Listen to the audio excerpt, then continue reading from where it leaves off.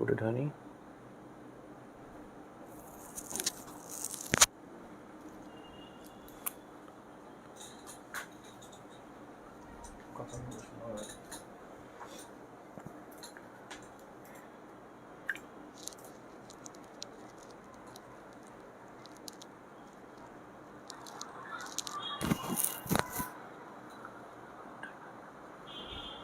Put it, honey.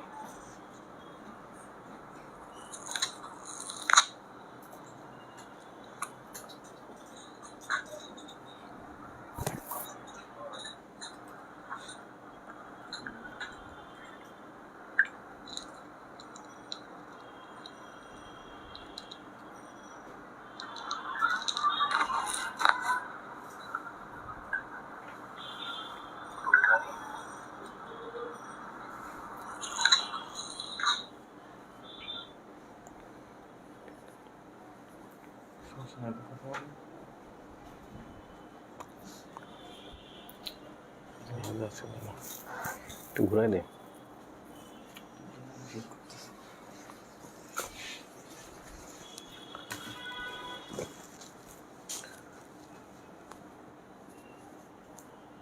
শুরু হয়েছে।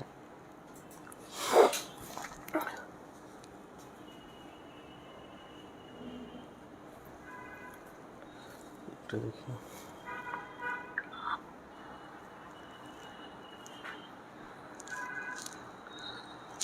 আচ্ছা, আসসালামু আলাইকুম, সবাইকে স্বাগতম আজকের ক্লাসে। আপনারা কে কোথা থেকে যুক্ত আছে আমরা একটু সবাই কমেন্ট করি, তাহলে ভালো হয়। আচ্ছা, আসসালামু আলাইকুম, সবাইকে স্বাগতম আজকের ক্লাসে। আপনারা আচ্ছা, একটু টেকনিক্যাল সমস্যার জন্য আর কি আমরা ঠিক করে নেই। আপনারা কে কোথা থেকে যুক্ত আছেন আমাকে একটু কমেন্টে জানান।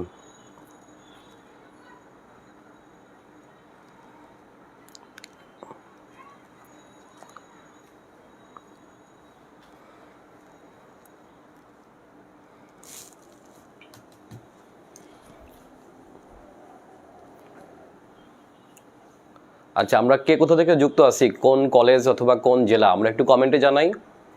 তাহলে আমি পড়ে পড়ে শোনাবো আপনাদের যে আপনারা কোন জেলা থেকে আমরা বেশি আসি সেটু দেখব।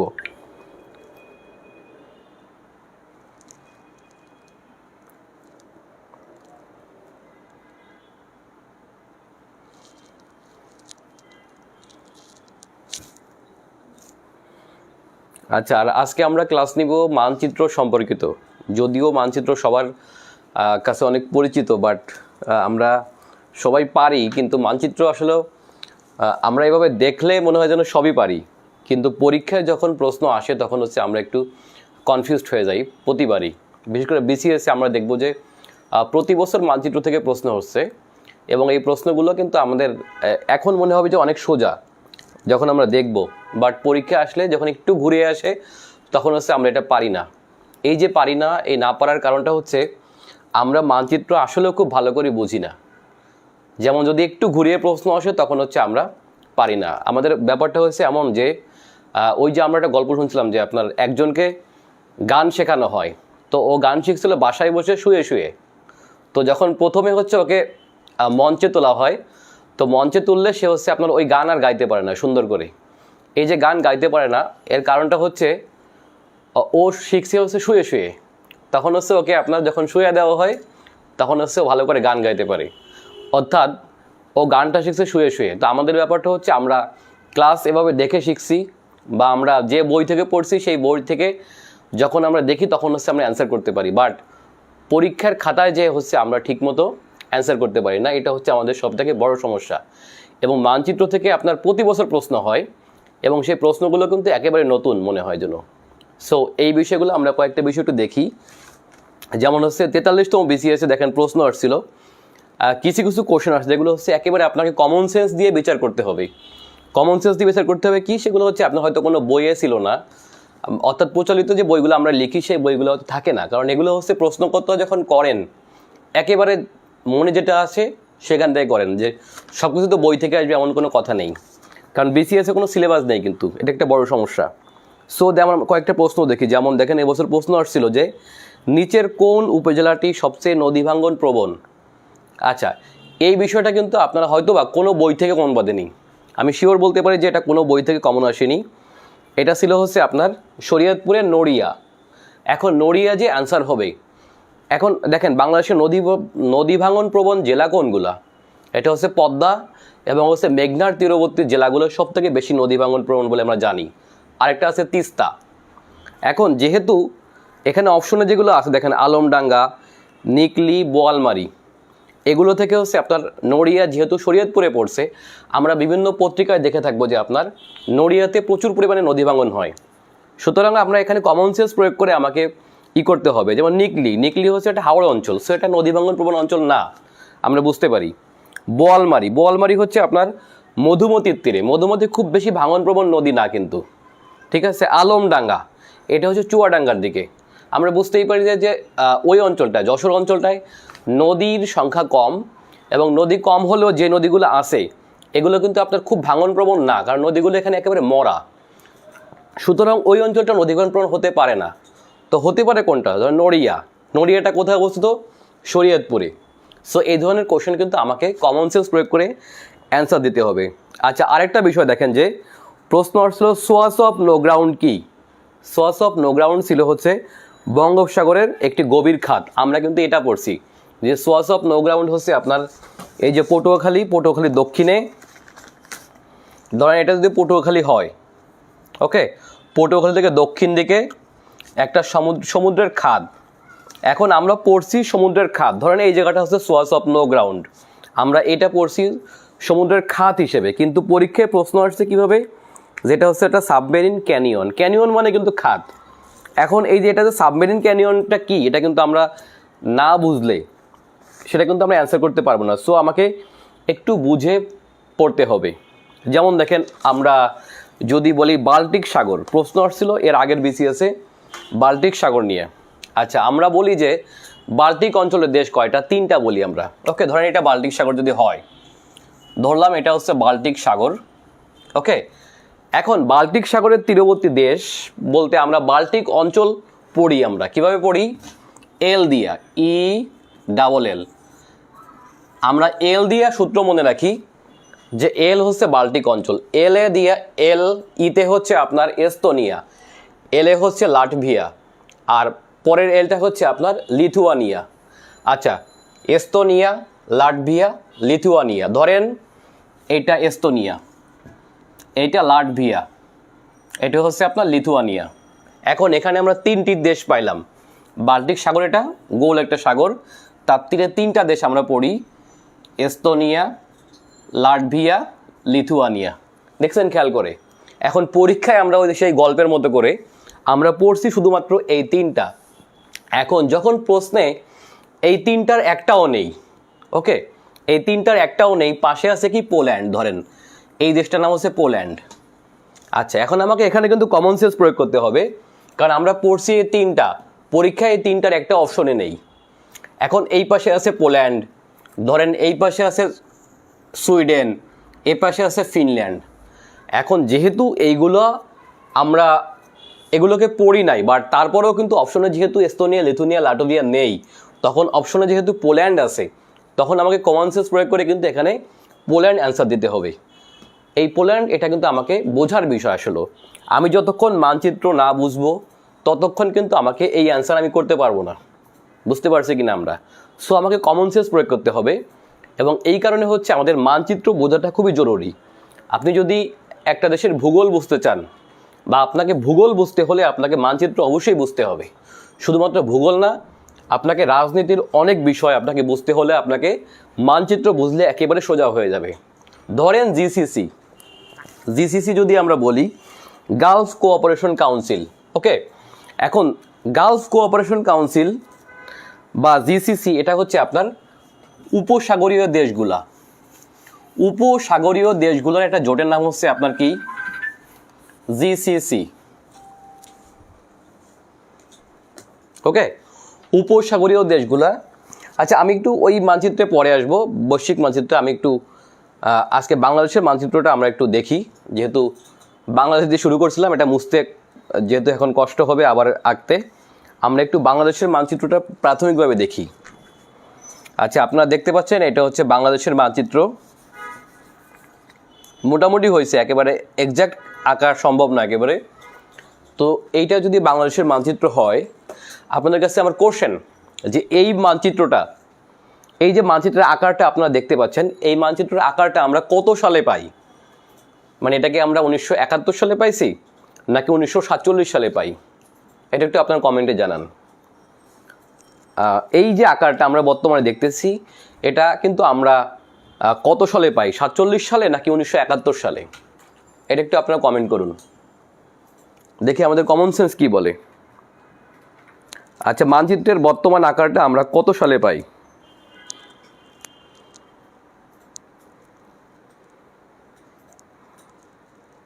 ওকে, আচ্ছা একটু কমেন্ট করুন দেখি।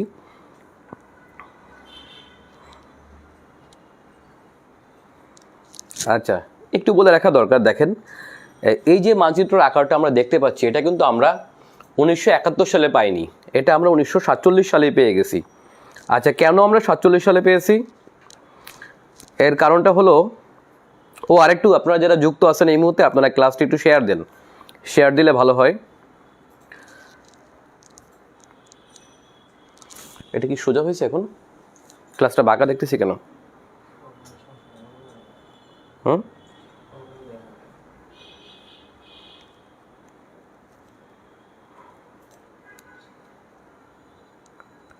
আমি তো বাঁকা দেখতেছি মনে হচ্ছে। হ্যাঁ, আচ্ছা, অনেকে বলছে, ইব্রাহিম বলছে হচ্ছে 1971 সালে। আচ্ছা, 1971 সালে, অনেকে বলছে 1947। আচ্ছা, আসলে হচ্ছে আমাদের এই মানচিত্রের আকারটা আমরা কিন্তু 1947 সালে পেয়ে গেছি। এই পাওয়ার কারণটা হলো, দেখেন খেয়াল করে, যে আমাদের দেশ যখন স্বাধীন হয় তার আগেই হচ্ছে আমরা ছিলাম পাকিস্তানের অংশ।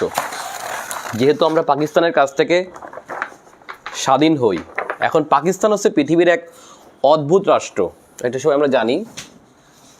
ওইটা রিয়া নাই না? আচ্ছা, দেখেন একটু দেখাতে কষ্ট হবে। আমরা যেহেতু পাকিস্তান একটা অদ্ভুত রাষ্ট্র, পৃথিবীতে এরকম রাষ্ট্র আছে কিনা সন্দেহ, অন্তত 20 শতকে স্বাধীন হওয়া দেশের মধ্যে এরকম অদ্ভুত রাষ্ট্র পৃথিবীতে আর নাই। যেটা হচ্ছে এই দিকে একটা অংশ, এই যে পূর্ব দিকে আমাদের বাংলাদেশ, আর পশ্চিম দিকে হচ্ছে আপনার বর্তমান পাকিস্তান, তাই না? তার মানে পূর্ব পাকিস্তান আর পশ্চিম পাকিস্তান, এই দুইটা মিলে তো একটা দেশ হলো নাকি, যেটাকে আমরা পাকিস্তান বলি। তার মানে একটা অদ্ভুত এক দেশ, যেটা হচ্ছে একদিকে একটা অংশ, আরেক দিকে একটা অংশ, দুই দিকে দুইটা অংশ, শুধুমাত্র ধর্মের মিল ছাড়া আর কোনো মিল নেই, সাংস্কৃতিক মিল নাই, ভাষাগত মিল নেই, নৃগোষ্ঠীগত মিল নেই, কোনো প্রকার মিল ছাড়াই আমরা সৃষ্টি হয়েছি, তাই না? তো বুঝতেই পারছি, যেহেতু দুইটা দেশ, মানে দুইটা অংশ নিয়ে, দুইটা ভূখণ্ড নিয়ে একটা দেশ হয়, সুতরাং এই ভূখণ্ডটা আমরা 47 সালেই এই বর্তমান আকারটা পেয়ে গেছি।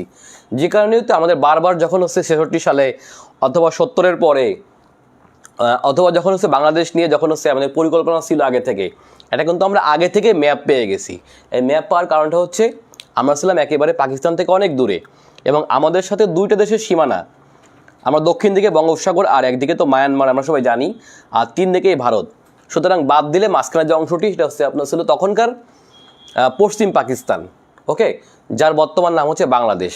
তার মানে বাংলাদেশ মানচিত্রটা আমরা 47 সালে পেয়ে গেছি, ওকে। এখন এই যে মানচিত্রটা আমরা পাই, এ বিষয়ে আমাদের একটু আলোচনা আছে, সেটা হচ্ছে আপনার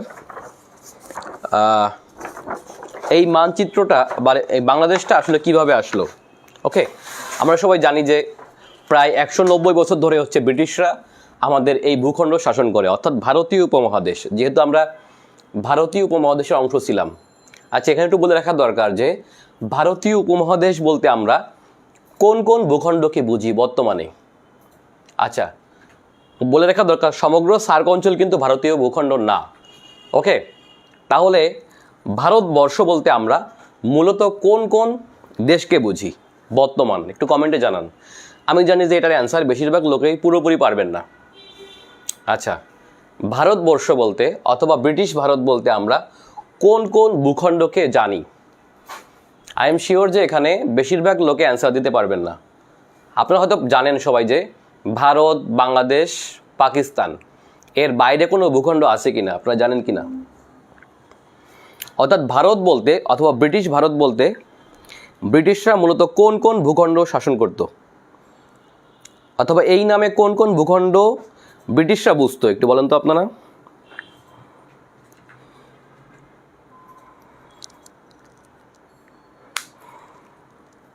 আচ্ছা, অনেকে বলছে ভুটান। আচ্ছা, ভুটান না, শিওর ভুটান না। নেপাল, ভুটান এটা কিন্তু ভারতবর্ষের অংশ না, এটা মনে রাখা দরকার। ভারতবর্ষ বলতে আমরা মূলত কোন কোন ভূখণ্ডকে বুঝি? আচ্ছা, ভুটান বলছেন যারা, ভুটান না, নেপালও না, আফগানিস্তানও না।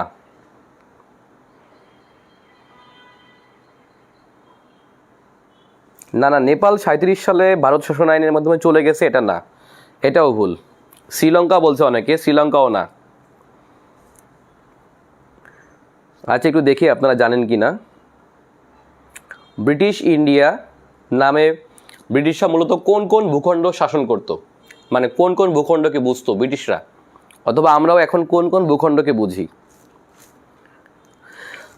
ওকে, আচ্ছা, আমরা একটু জানি না, সবাই ক্লিয়ার জানি না আর কি। ওকে, আচ্ছা, একটু বলে রাখা দরকার যে ভারতবর্ষ বলতে অথবা ব্রিটিশ ইন্ডিয়া বলতে ব্রিটিশরা মূলত কোন কোন অঞ্চলকে বুঝাইতো। এটা হচ্ছে বর্তমান ভারত, বর্তমান পাকিস্তান, বর্তমান বাংলাদেশ, বর্তমান মায়ানমার, নট নেপাল ভুটান, বর্তমান মায়ানমার। আচ্ছা, এর বাইরে আরও একটা ভূখণ্ড ছিল, এটা আমরা অনেকেই জানি না, এটা হচ্ছে মধ্যপ্রাচ্যের। ওকে, মধ্যপ্রাচ্যের একটা ভূখণ্ড ছিল, তার নাম হচ্ছে এডেন বন্দর। এডেন, আমরা জানি যে ইয়েমেনের একটা সমুদ্র বন্দর। ওকে, ইয়েমেনের একটা সমুদ্র বন্দরের নাম হচ্ছে আপনার এডেন, বা ইয়েমেনের প্রধান সমুদ্র বন্দর, অথবা আরব উপদ্বীপের দক্ষিণ দিকের প্রধান সমুদ্র বন্দরের নাম হচ্ছে আপনার এডেন। এই এডেন যদিও আপনার বর্তমানে ইয়েমেনের অংশ, বাট ভারত বলতে তৎকালীন ব্রিটিশরা এই 5টি ভূখণ্ডকে বুঝাইতো। ওকে, তাহলে কোনটা কোনটা আমরা মনে রাখি। একটা হচ্ছে বর্তমান ইন্ডিয়া, বর্তমান পাকিস্তান, বর্তমান বাংলাদেশ, বর্তমান মায়ানমার, আর হচ্ছে এডেন বন্দর। ওকে, এই 5টা ভূখণ্ড বলতে হচ্ছে ব্রিটিশ ইন্ডিয়া বুঝাইতো, এবং এর জন্য ব্রিটিশদের পৃথক আইন ছিল। ওকে, এখন একটু মনে রাখা দরকার, এখান থেকে পৃথক হয়ে যায় 1937 সালে। ওকে, 1937 সালে হচ্ছে আপনার এই ভারতবর্ষ থেকে পৃথক হয়ে যায় যেই রাষ্ট্রটি, সেটা হচ্ছে আপনার শ্রীলঙ্কা, সরি ভুল বললাম, সেটি হচ্ছে আপনার মায়ানমার। ওকে, শ্রীলঙ্কা না, নট। তাহলে মায়ানমার হচ্ছে 1937 সালে হচ্ছে ভারতবর্ষ থেকে আলাদা হয়ে যায়। তার মানে কিন্তু স্বাধীন হয় তা না, কিন্তু মায়ানমার স্বাধীন হয় কিন্তু 1948 সালে। তার মানে ভারতবর্ষ থেকে মায়ানমার পৃথক হয় 1937 সালে, এটা আমাদের মনে রাখা দরকার। আর মায়ানমার স্বাধীন হয় হচ্ছে 1948 সালে। তার মানে মায়ানমারও কিন্তু একসময় ভারতবর্ষের অংশ ছিল, এই আর কি। যাই হোক, আমরা আজকে আসি বাংলাদেশে। এখন আমরা দেখব এই বাংলাদেশের সীমানার জন্য, অর্থাৎ পূর্ব অংশ অর্থাৎ পাকিস্তানের যে পূর্ব অংশ হবে, সেই পূর্ব অংশের জন্য একটা সীমানা কমিশন হয়। সেই সীমানা কমিশনের প্রধান ছিল একজন ব্রিটিশ সার্ভেয়ার, তার নাম ছিল হচ্ছে আপনার স্যার সিরিল র্যাডক্লিফ। তাহলে তার নাম কি? Sir Cyril Radcliffe. সুতরাং বাংলাদেশ ভারত বর্তমান যে সীমানা, এই সীমানার নাম হচ্ছে আপনার র্যাডক্লিফ লাইন। লাইন মানে সীমারেখা। তাহলে আমাদের যে সীমারেখা আমরা দেখতে পাচ্ছি এই যে ভারত বা মায়ানমারের সাথে, তাহলে বাংলাদেশ ভারত অথবা বাংলাদেশ মায়ানমার সীমানা চিহ্নিত রেখার নাম র্যাডক্লিফ লাইন। কি লাইন তাহলে? Radcliffe line. তাহলে র্যাডক্লিফ হচ্ছে আপনার একজন ব্রিটিশ সার্ভেয়ার মানে তো বুঝতে পারছেন, জরিপকারী। অর্থাৎ যেই ব্যক্তি মাত্র 3 সপ্তাহ আসছে, অর্থাৎ জীবনেও কখনো ইন্ডিয়া আসে নাই, সেই ব্যক্তি এসে হচ্ছে আমাদের এই সীমানা ভাগ করে। এবং একটু বলে রাখা দরকার যে আমাদের সীমানাটা বা আমাদের বাংলাটা যে ভাগ হয়েছে, এটা কিন্তু একেবারেই ইলিগালভাবে। আপনারা বুঝতেই পারেন যে একই সীমানা, সকালবেলা ঘুম থেকে উঠে একজন কৃষক, সে কিছুই জানে না দেশ কি, সে শুধু জানে পেটের ক্ষুধা জানে, তাই না? অর্থাৎ সে সকালবেলা উঠে দেখলো যে তার ঘর পড়ছে, অর্থাৎ সে যে ঘরে ঘুমায় আছে সেই ঘরটা পড়ছে হচ্ছে বাংলাদেশে অথবা পাকিস্তানে, আর তার ছেলে ঘুমায় আছে যে ঘরটায়, সেই ঘরটা পড়ছে কোথায়? ভারতে। বুঝতেই পারছেন? ওকে, কুড়িগ্রামের এক কৃষক, সে ঘুম থেকে উঠে দেখলো যে তার যে পান্তা ভাত রাখছে, সকালবেলা তো পান্তা ভাত খেয়ে জমিতে যাবে, তাই না? সেই ভাতটা পড়ছে, মানে সে ঘুমায় আছে বাংলাদেশে বা পাকিস্তানে, আর তার পান্তা ভাত পড়ছে কোথায়? ইন্ডিয়ায়। এটা হচ্ছে আমাদের দেশভাগ, অর্থাৎ আমাদের একই অঞ্চল বিভিন্নভাবে ভাগ হয়ে গেছে। দেখুন কুমিল্লা, কুমিল্লার নাম কিন্তু আগে ছিল ত্রিপুরা, আমরা জানি। ত্রিপুরা বলতে হচ্ছে ত্রিপুরা জেলা আর কি, বৃহত্তর যে ত্রিপুরা জেলা, ওকে, পার্বত্য ত্রিপুরা এবং বর্তমান কুমিল্লা যে ত্রিপুরা ছিল, এটা কিন্তু আপনার দুইটি অংশে ভাগ হয়ে যায়, আমরা দেখতে পাচ্ছি। ওকে, সিলেট, সিলেট যদিও বাংলাদেশের অংশ হওয়ার কথা ছিল না, এটা আসামেরই অংশ, অনেকদিন ধরে আসামেই ছিল, একটা ভিন্ন সংস্কৃতি, এটা কিন্তু আমাদের এখানে যুক্ত হয়ে গেল। ওকে, আবার দেখেন যে এদিকে দার্জিলিং বা কুচবিহার অঞ্চলটা, এটাও কিন্তু আপনার এই বাংলা সংস্কৃতিরই অংশ, অথচ পড়ে গেল ইন্ডিয়ায়। অর্থাৎ এই ভাগটার দিকে খুব বেশি একটা নজর ছিল না কর্তা ব্যক্তিদের, বিশেষ করে যদি আমরা বলি মোহাম্মদ আলী জিন্নাহ, জিন্নাহ দেশ ভাগ হবে সেই উন্মাদনায় পাগল হয়ে আছে। বাট এই সিলেটে যে কি হচ্ছে, এই বাংলা কিভাবে ভাগ হচ্ছে, এটা নিয়ে কিন্তু খুব বেশি দর কষাকষি করে না কেউ। এবং বলে রাখা দরকার, অনেকেই বলে থাকেন যে এই সীমানাটা যখন ভাগ হয়, আমরা জানি যে এই যে অংশটা আমরা দেখতে পাচ্ছেন, একটা টেকনাফ টু, এই পাশে যদি আমি ময়মনসিংহ জামালপুর পর্যন্ত বলি, জামালপুর শেরপুর পর্যন্ত, এই যে সীমানাটা আপনারা দেখতে পাচ্ছেন, এটা কিন্তু পুরোপুরি পাহাড়ি সীমানা। আমরা সবাই যাবি এই চারপাশেই বড় পাহাড়। আপনারা যারা সীমানায় গেছেন তারা দেখবেন যে যেখানেই বড় পাহাড় অথবা সুন্দর একটা পাহাড় দেখবেন, বুঝবেন ওটা বাংলাদেশের অংশ না, ওটাই হচ্ছে আপনার ইন্ডিয়া পড়ছে। তো এর একটা বড় কারণ ছিল, তখনকার সময় নাকি আমরা তো হাদারাম ছিলাম, বোকা টাইপের লোক ছিলাম, অশিক্ষিত। তো আমাদের অনেকে নাকি বলতো যে পাহাড় দিয়ে কি হবে। আরে ভাই, পাহাড় হচ্ছে এমন একটা বিষয়, এই আপনার সীমানায় যদি বড় একটা পাহাড় থাকে, তাহলে আপনি একটা দেশ হিসেবে অসম্ভবভাবে এগিয়ে থাকবেন। যুদ্ধ বলেন, প্রতিরক্ষা বলেন, সব দিকে আপনার একটা ন্যাচারালি হচ্ছে আপনাকে একটা সাপোর্ট দিবে। যেমন দেখেন যে ইন্ডিয়া চায়না সীমান্তে যদি বড় পাহাড় না থাকতো, অথবা ইন্ডিয়া পাকিস্তান সীমান্তে যদি বড় পাহাড় না থাকতো, তাহলে কিন্তু আপনার যুদ্ধ বাদ রেগুলার। এটা এত উঁচু পাহাড় বা পর্বত দ্বারা আবৃত, যে কারণে হচ্ছে এখানে হচ্ছে অটোমেটেড হচ্ছে এখানে প্রতিরক্ষার হিসেবে কাজ করে। কিসে কাজ করে? পাহাড়, বড় নদী, এগুলো আপনার বড় ধরনের অ্যাডভান্টেজ সীমানায়। তো যখন হচ্ছে আমাদের এই সীমানাটা ভাগ হয়, তখন নাকি সবাই বলতো যে কি বোকা, পাহাড় দিয়ে করবে কি, পাহাড়ে আবার কিছু হয় নাকি, পাহাড়ে না হয় ফসল, না হয় কিছু। কিন্তু আমরা সবাই জানি যে পণ্ডিত জওহরলাল নেহেরু, উনি কিন্তু অনেক ভালো বুঝতো, ভূগোল বুঝতো। সুতরাং উনি বুঝলেন যে সব জায়গা থেকে আমরা পাহাড় নিব, উঁচু পাহাড়টা আমাদের, তার মানে অটোমেটেড হচ্ছে আপনার প্রতিরক্ষা হিসেবে একটা সুবিধা পাবে। এই সুবিধাটা কিন্তু আপনার ইন্ডিয়ানরা এখন পেয়ে থাকে। যা হোক, আমরা এই যে দর কষাকষির বিষয়টা কিন্তু আমরা খুব ভালো একটা বুঝি নাই। যা হোক, তো যে কারণে আমরা ঘুম থেকে উঠে দেখলাম যে আমাদের দেশের অর্ধেক নাই, এখান থেকে নাই, ওখান থেকে নাই, এভাবে হয়ে গেল আর কি। পুরো বাংলার মানুষ, একই সংস্কৃতির মানুষ, আমরা দুভাগে ভাগ হয়ে গেলাম। যদি ভাগ হতো, পুরো বাংলাটা যদি এক থাকতো, বাংলা ভাষাভাষী মানুষগুলো, তাহলে কিন্তু অনেক বেশি সুন্দর হতো। যা হোক, যেহেতু এটা বলে লাভ নেই। আবার দেখেন যে কয়েকটা বিষয় বলি, কিছু কিছু জায়গায় এসে সীমানা এমনভাবে ভাগ হয়েছে, যেমন এখানে এসে যদি আমরা দেখি, সিলেটে এসে আপনারা জানেন যে করিমগঞ্জ, সিলেটের একটা উপজেলা আছে সম্ভবত করিমগঞ্জ, ঠিক বলছি আমি নাকি? ও না, আসামের একটা জেলার নাম হচ্ছে আপনার করিমগঞ্জ, আর সিলেটের একটা উপজেলা আছে জকিগঞ্জ।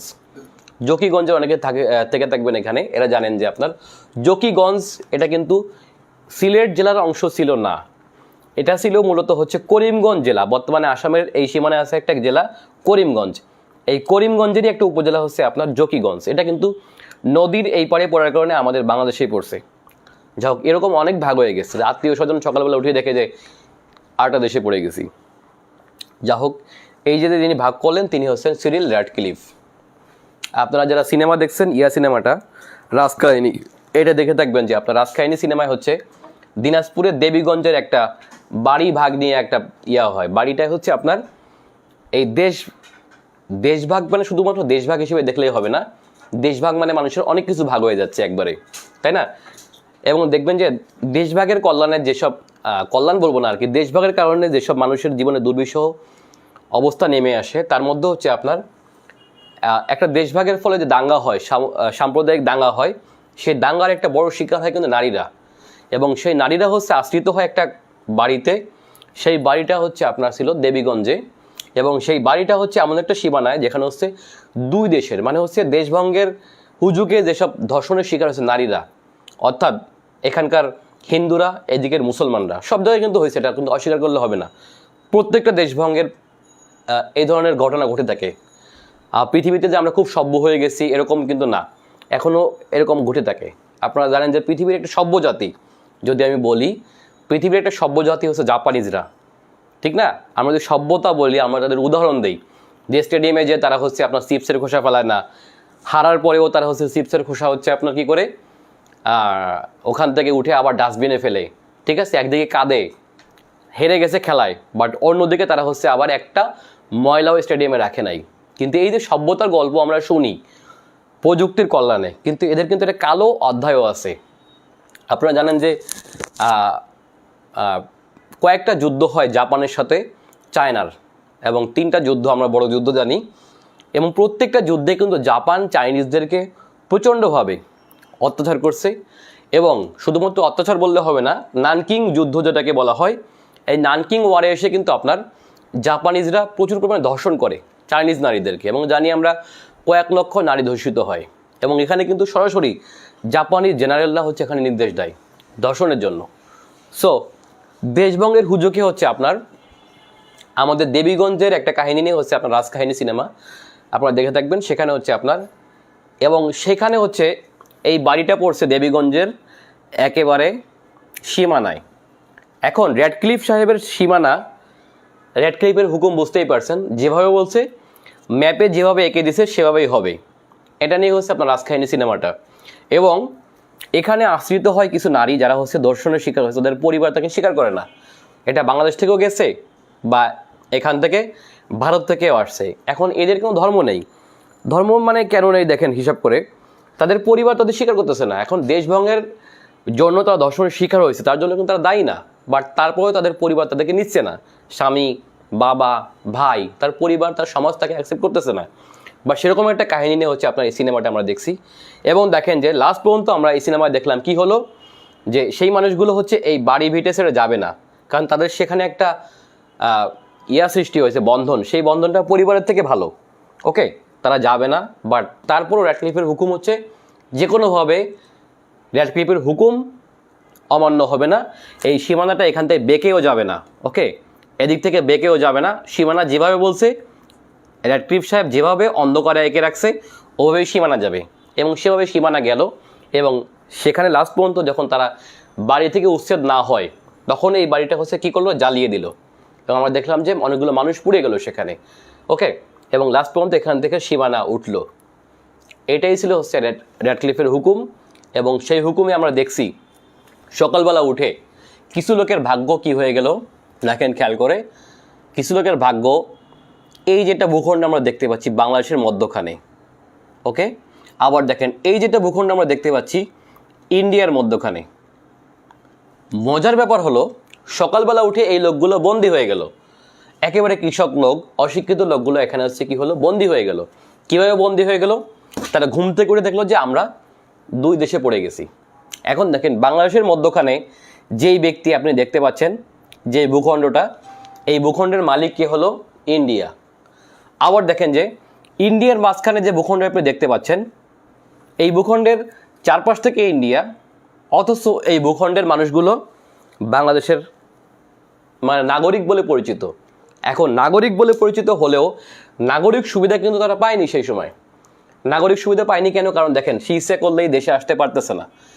এই যে অদ্ভুত এক ভাগ, এই ভাগটার নাম হচ্ছে আপনার বলা হয় ছিটমহল। আমরা জানি যে এটাকে বলা হয় ছিটমহল। এই যে ছিটমহল সমস্যাটা, এটা কিন্তু রেডক্লিফ সাহেব ইচ্ছে করলে সমাধান করতে পারতো, বাট করে নাই। অথবা আমাদের কোনো কর্তা ব্যক্তি কিন্তু এটা বলে নাই যে এটাকে সমাধান হওয়া দরকার ছিল। এখন আপনারা জানেন যে এই ঝামেলাটা কেন হলো। এটা হওয়ার কারণ ছিল হচ্ছে আপনার তখনকার সময় আপনার এইখানে হচ্ছে 2টা ছিল, স্টেট ছিল আর কি। আপনারা জানেন যে জমিদারি প্রথা ছিল একটা সময় এখানে, ওকে। এই জমিদারি প্রথার কারণে ঝামেলাগুলো সৃষ্টি হলো। সেটা কীভাবে দেখেন যে এই দিকে জানি আমার একটা জেলা আছে, নাম হচ্ছে দার্জিলিং। এদিকে নাম ছিল কি দার্জিলিং, ওকে। এই দার্জিলিং জেলা, আর এই দিকে যে অঞ্চলটা আমরা উত্তরবঙ্গ বলি বর্তমানে, যমুনা আর পদ্মার মাঝখানে এই যে অঞ্চলটা আমরা উত্তরবঙ্গ বলি, এটাকে বলা হতো বরেন্দ্র জমিদার এলাকা, ওকে। এখন দেখেন যে বরেন্দ্র জমিদারের অনেক জমি ছিল এই বর্তমান ভারতের অংশ। এই জমিগুলো ছিল হচ্ছে আপনার বর্তমান বরেন্দ্র স্টেটের আন্ডারে, ওকে। আবার এই দিকের কিছু কিছু জমি ছিল হচ্ছে আপনার, আর দার্জিলিং স্টেটের কিছু কিছু জমি ছিল হচ্ছে কোথায়, এই বরেন্দ্র অঞ্চলে, বরেন্দ্রের মাঝখানে। সুতরাং এই যে কাগজ কলমে যে ভাগগুলো হতো ওই সময় কিন্তু ইচ্ছে করলে এগুলোকে ট্রান্সফার করতে পারতো, যে ঠিক আছে দার্জিলিং স্টেটের সকল জমি বরেন্দ্র পাবে আর বরেন্দ্র সকল জমি কে পাবে, দার্জিলিং পাবে। এটা কিন্তু সমাধান করে নাই। সমাধান না করে যখন হচ্ছে আইন করে দিছে যে দার্জিলিং কোথায় পড়বে, দার্জিলিং পড়বে হচ্ছে আপনার ইন্ডিয়ায়, আর এই যে বরেন্দ্র অঞ্চল বর্তমান রংপুর, বর্তমান বগুড়া, এটা কোথায় পড়বে, এটা পড়বে হচ্ছে আপনার পাকিস্তানে। আর তখনই হচ্ছে আপনার এই যে দার্জিলিং স্টেটের লোকগুলা এরা কিন্তু আপনার এখানে এসে বন্দী হয়ে গেল, এবং বন্দী হয়ে গেল মানে হচ্ছে এই যে অদ্ভুত ভাগটা, এই ভাগটার নাম হচ্ছে আপনার ছিটমহল। তার মানে এটাও কিন্তু সমাধান হয়নি। সো আমাদের এই সীমানাটা কিন্তু আপনার বেশ জটিল ছিল, যাও বর্তমানে আমরা খুবই সুক্রিয়া যে আমাদের প্রধানমন্ত্রী শেখ হাসিনা তার আমলে হচ্ছে এটা হচ্ছে আপনার সমাধান হয়, এবং দীর্ঘদিন ঝুলে থাকা একটা বিষয় হচ্ছে সমাধান হয়। কূটনৈতিকভাবে এটা সমাধান হয়েছে দুই দেশেরই, এবং দেখেন যে এক প্রকার আমরা কিন্তু লাভবান হয়েছি, ইন্ডিয়া থেকে আমরা অনেক বেশি লাভবান হয়েছি, কারণ আমাদের ভূখণ্ড ছিল কম, ওকে, এই অঞ্চলে, আর ওদের ভূখণ্ড ছিল আমাদের এদিকে বেশি। যাই হোক আমরা কিন্তু এখানে বেশি পাইছি। যাই হোক এটা যদি কেউ কোনোভাবে কম পেতাম তাহলে তো অবস্থি অনেকে বলতো যে ইন্ডিয়ার দালাল হয়ে গেছে। যাই হোক আমরা কিন্তু এটা সফল এখানে এসে। যাই হোক র্যাডক্লিফের সেই সমাধান কিন্তু সমাধান হলো, সেই সমস্যার সমাধান হলো 2015 সালে এসে শেখ হাসিনার আমলে। যাই হোক এই যে সীমানাটা আমরা দেখতে পাচ্ছি। আচ্ছা আপনারা এমনি যে কথাগুলো সবাই জানেন, ও আরেকটু বলে রাখা দরকার যে আমাদের মানচিত্র প্রথম যে ব্যক্তি আঁকে তার নামটা কি। আচ্ছা আমাদের মানচিত্র বর্তমান যে আঁকাটা আপনারা দেখতে পাচ্ছেন, আমিও যেখানে আঁকছি ঠিক এভাবে করে প্রথম যিনি আঁকেন সেই ব্যক্তিটার নাম হচ্ছে আপনার মেজর জেমস রেনেল। আসলে আমার মতো আঁকেনি, তারা হচ্ছে মানচিত্র বর্তমান আকারটা দিছে। সেই ব্যক্তির নাম হচ্ছে কি মেজর জেমস রেনেল।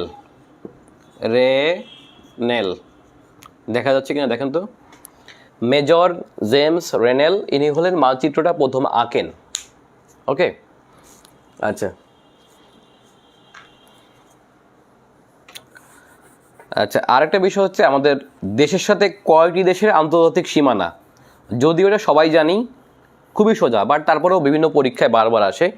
বুঝতেই পারছেন আমাদের সাথে হচ্ছে দুইটি দেশের আন্তর্জাতিক সীমানা, একটা হচ্ছে ভারত আর একটা হচ্ছে মায়ানমার, আর দক্ষিণ দিকটা আমাদের পুরোপুরি বঙ্গোপসাগর। দেখেন এটা যদি রাঙামাটি হয়, রাঙামাটি এসে দুইটা দেশের সীমানা, এই দক্ষিণ দিকটা হচ্ছে আপনার মাত্র 271 কিলোমিটার হচ্ছে মায়ানমার।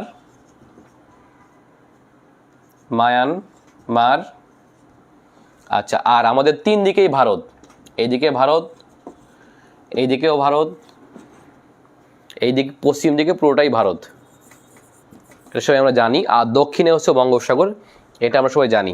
যাই হোক এই সীমানাটা কত কিলোমিটার, কোথায়, কয়টা অঞ্চলের সাথে, এগুলো আপনারা বিস্তারিত পড়বেন বা সবাই জানেন। তারপর আমি কিছু কিছু বিষয় দেখাবো। আচ্ছা এখন একটু বোঝার বিষয় আছে। বোঝার বিষয়টা কেমন দেখেন, যে আমাদের তিন দিকে সীমানাটা আছে, সীমানাটা একটু বোঝার বিষয় আছে। মানে প্রশ্ন আমরা পারি, আবার একটু যখন ঘুরে আসে তখন পারি না, এটা একটু সমস্যা আমাদের। ওকে এটা একটু দেখি আমরা। দেখেন আমাদের পশ্চিম দিকের পুরোটাই পশ্চিমবঙ্গ, বুঝতে পারছেন, এখান থেকে পুরোটাই পশ্চিমবঙ্গ। তবে উত্তর দিকেও কিন্তু সামান্য পশ্চিমবঙ্গ আছে, এটাই আমরা অনেকে একটু কম বুঝি। ওকে তার মানে আমাদের পশ্চিম দিকের পুরোটাই ভারতের যে রাজ্যের সাথে সীমান্ত, এটা হচ্ছে পশ্চিমবঙ্গ। ওকে এবং বাংলাদেশের সাথে সবথেকে দীর্ঘতম সীমান্ত ভারতের পশ্চিমবঙ্গের সাথে, এটা আমরা সবাই জানি। আচ্ছা তাহলে পশ্চিমবঙ্গ বাংলাদেশের কোন দিকে, এটা যদি প্রশ্ন করা হয় তাহলে অ্যান্সার এখানে আপনার দুইটা হবে। আচ্ছা মনে রাখবেন যে পশ্চিমবঙ্গ বাংলাদেশের পশ্চিমে এবং উত্তর দিকে সামান্য অংশ। ওকে তাহলে পশ্চিমবঙ্গ বাংলাদেশের পশ্চিমে এবং উত্তরে সামান্য অংশ আছে, কিন্তু এটা আমাদের মনে রাখা দরকার। আচ্ছা এবার আমরা যে রাজ্যটা দেখব সেটা হচ্ছে আসাম। আসামটাও কিন্তু আমাদের, দেখেন আসামটা মনে রাখবেন উত্তর দিকে, যেখানে পশ্চিমবঙ্গ শেষ, ভুটানের সীমান্ত, এরপরে আমাদের সিলেট আছে, সিলেটের আবার দক্ষিণ দিক পর্যন্ত গেছে হচ্ছে আপনার আসাম। এটা হচ্ছে আসাম। ওকে বাট আসামের মাঝখান থেকে এখানে আরেকটা রাজ্যের সীমান্ত আছে, সেটি হচ্ছে মেঘালয়, মনে রাখতে হবে। তাহলে আসামের পেটের মাঝে যে রাজ্যটা সেটি হচ্ছে আপনার মেঘালয়। তাহলে আসাম বাংলাদেশের কোন দিকে? দেখেন এটা একটু বোঝা দরকার। আসাম, আচ্ছা এটা হচ্ছে আসাম, দেখেন এই দিকে হয়েছে আসাম, তার মানে আসামের মাঝখান থেকে গেছে হচ্ছে মেঘালয়, মেঘালয়। তাহলে বাংলাদেশের উত্তর দিকে আসাম এবং মেঘালয় এবং পশ্চিমবঙ্গের কিছু অংশ। তাহলে বাংলাদেশের উত্তর দিকে ভারতের কোন কোন রাজ্য? 3টা রাজ্য মনে রাখবেন, আসাম, মেঘালয় এবং পশ্চিমবঙ্গের কিছু অংশ। তাহলে বাংলাদেশের উত্তর দিকে কি কি আছে? 3টা রাজ্য ভারতের, সেটা হচ্ছে আসাম, মেঘালয় এবং হচ্ছে পশ্চিমবঙ্গের কিছু অংশ। ওকে, এটা মনে রাখা দরকার। আচ্ছা, এবার আমরা দেখি আমাদের যে এই দিকে যে সীমানাটা আছে, দেখেন এই যদি কুমিল্লা হয়, কুমিল্লার নাম আমরা জানি যে 1960-এর আগে কুমিল্লার নাম ছিল ত্রিপুরা। এই কুমিল্লা লাগোয়া ভারতের যে সীমান্তটা আছে, ভারতের রাজ্যটা আছে ছোটো একটা রাজ্য, আচ্ছা এইটার নাম হচ্ছে আপনার ত্রিপুরা। এটার নাম হচ্ছে কি? ত্রিপুরা। আমরা জানি ত্রিপুরা কিন্তু এটা বাংলা ভাষাভাষী অঞ্চল। ওকে, আচ্ছা এখন এই ত্রিপুরা আর এইদিকে যে পার্বত্য চট্টগ্রাম মায়ানমার সীমান্ত আছে, এখান থেকে আসাম পর্যন্ত যে সীমান্তটা আছে যে রাজ্যের, সেই রাজ্যের নাম হচ্ছে মিজোরাম। তাহলে পার্বত্য চট্টগ্রাম থেকে সিলেট পর্যন্ত মাঝখানে ত্রিপুরা, দেখছেন গ্যাপে হচ্ছে ত্রিপুরাটা। এই যে সীমান্তটা দেখতে পাচ্ছি যে রাজ্যের, এটার নাম হচ্ছে আপনার মিজোরাম। তার মানে এখন আমরা দেখি বাংলাদেশের পূর্ব দিকে কি কি আছে। আচ্ছা মনে রাখবেন যে বাংলাদেশের পূর্ব দিকে ভারতের 3টা রাজ্য, সেটা কি দেখেন, এই দিকে খেয়াল করে দেখেন, এটা হচ্ছে আসাম। দেখছেন এখানে এসে কিন্তু আপনার সিলেটের পরে মৌলভীবাজারের দিকে এসে এখানে আসামের কিছু অংশ পড়ছে, দেখছেন এদিকে হচ্ছে 2টা জেলা আছে, করিমগঞ্জ এবং কাছাড়। ওকে, করিমগঞ্জ এবং কাছাড় এটা কিন্তু সাবেক সিলেট জেলার অংশ ছিল। সিলেট জেলা বলতে 47 সালের আগে যে শ্রীহট্ট ছিল, এই শ্রীহট্ট বা সিলেট অঞ্চল, এটার কিন্তু একটা অংশ ছিল। এই 2টা জেলা করিমগঞ্জ এবং কাছাড় জেলা, এই 2টা কিন্তু আমাদের সিলেট বিভাগের দক্ষিণ দিকে পড়ছে। ওকে, তাহলে বাংলাদেশের পূর্ব দিকে ভারতের কোন কোন রাজ্য, মানে আমাদের সীমান্তবর্তী রাজ্য 3টা মনে রাখবেন, সেটা হচ্ছে আসামের কিছু অংশ, মিজোরাম আর হচ্ছে ত্রিপুরা। ওকে, ভারতের 3টা রাজ্য। আর বাংলাদেশের পূর্ব দক্ষিণ দিকে অর্থাৎ পূর্ব দিকে বলতে পারেন মায়ানমারের 2টা রাজ্য অবস্থিত, সেটা হচ্ছে কি কি দেখেন, পার্বত্য রাঙামাটি এবং পার্বত্য বান্দরবান, এই সীমান্তের সাথে মায়ানমারের 2টা রাজ্য আছে। সেটা কি কি দেখেন, একটা হচ্ছে এই যে রাঙামাটি এবং বান্দরবান সীমান্তে এইদিকে যে মায়ানমারের যে রাজ্যটা আছে, সেই রাজ্যের নাম হচ্ছে চীন রাজ্য। চীন, নট চায়না কিন্তু মনে রাখবেন, চীন রাজ্য, চয়েস করে চি আর না চীন। ওকে, চীন বা চীন বলি আমরা, চীন অথবা চীন রাজ্য। এই চীন রাজ্য হচ্ছে কোন কোন জেলার সাথে সীমান্ত? এই চীন রাজ্যের সাথে সীমান্ত হচ্ছে রাঙামাটি এবং বান্দরবান জেলার। ওকে, আর বান্দরবানের দক্ষিণ দিকের কিছু অংশ এবং কক্সবাজার জেলা, এই 2 জেলার সাথে সীমান্ত যে ভারতের যে রাজ্যের, এই রাজ্যের নাম হচ্ছে রাখাইন রাজ্য। কি রাজ্য? রাখাইন। ওকে, তাহলে বুঝতেই পারছেন বাংলাদেশের পূর্ব দিকে কি কি আছে। একটু আমরা দেখি। বাংলাদেশের পূর্ব দিকে হচ্ছে ভারতের আসাম, ভারতের ত্রিপুরা, ভারতের মিজোরাম এবং মায়ানমারের চীন এবং হচ্ছে রাখাইন রাজ্য। এগুলো হচ্ছে বাংলাদেশের কোন দিকে? পূর্ব দিকে। তাহলে বুঝতেই পারছেন আমাদের সাথে 2টি দেশের সীমান্ত এবং কোন কোন রাজ্যের সাথে সীমান্ত, এগুলো আমাদের একটু মনে রাখতে হবে, এগুলো কিন্তু পরীক্ষা আসে। ওকে, আচ্ছা আরেকটা বিষয় হচ্ছে আপনার পার্বত্য চট্টগ্রাম। এই পার্বত্য চট্টগ্রামের রাজনীতি বা পার্বত্য চট্টগ্রামটাকে আপনাকে আলাদাভাবে বুঝতে হবে। এটা কিন্তু আমরা পরবর্তী কোনো লেকচারে আমি পার্বত্য চট্টগ্রাম বুঝিয়ে দেব, অথবা আমার গ্রুপে একটা আছে পার্বত্য চট্টগ্রাম লিখে আপনারা সার্চ দিবেন, আপনারা গ্রুপে পেয়ে যাবেন। এই বিষয়ে একটা ভিডিও আছে, ওটা আপনারা দেখে নিতে পারেন, পার্বত্য চট্টগ্রাম বিষয়ক ভিডিও। তাহলে আপনার পার্বত্য চট্টগ্রাম বিষয়ক মোটামুটি যে ইয়েগুলো আছে আপনারা বুঝতে পারবেন। আমাদের প্রচলিত যে রাজনীতি অথবা ভূমি নীতি, এটা থেকে সম্পূর্ণ আলাদা হচ্ছে আপনার পার্বত্য চট্টগ্রাম। ওকে, এবং কালচারালি অনেক ডিফারেন্ট আমাদের মূল বাংলাদেশের সাথে, এটা আপনাদের বুঝতে হবে। যা হোক, আচ্ছা আরও কিছু জটিল বিষয় আছে, সেটা হচ্ছে আমরা যখন আসে অনেক সোজা কিন্তু আমরা অনেক সময় পারি না। এটা ক্যামেরায় দেখা যায় কিনা দেখতো। আচ্ছা আমরা দেখেন দক্ষিণ দিকে এসে আপনাদের একটু বোঝার বিষয় আছে, সেটা হচ্ছে সেন্ট মার্টিন নিয়ে। সেন্ট মার্টিনটা একটু আমি দেখাই আপনাদেরকে। দেখেন এটা বাংলাদেশের দক্ষিণ দিকে আপনারা দেখেন, এটা কক্সবাজার। কক্সবাজার থেকে যে ভূখণ্ডটা আমরা দেখছি দক্ষিণ দিকে আস্তে আস্তে সরু হয়ে মিশে গেছে, তাই না? আচ্ছা এই জিনিসটা আমি একটু মুছে বোঝাই দিই, তাহলে আপনাদের আরও একটু ভালো বুঝতে সুবিধা হবে। আচ্ছা আপনাদের কমেন্টগুলো আমি সব পড়তে পারছি না।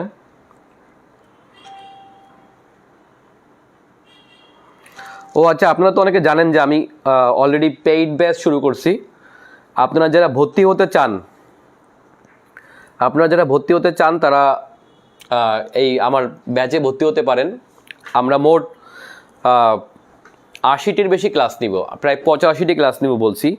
কারণ দেখেন যে আমাদের এখন কিন্তু অনেক সময়, যদি ডিসেম্বরের প্রথম দিকে যদি সার্কুলার হয়, আমরা প্রায় 6-7 মাস 8 মাস সময় পাবো।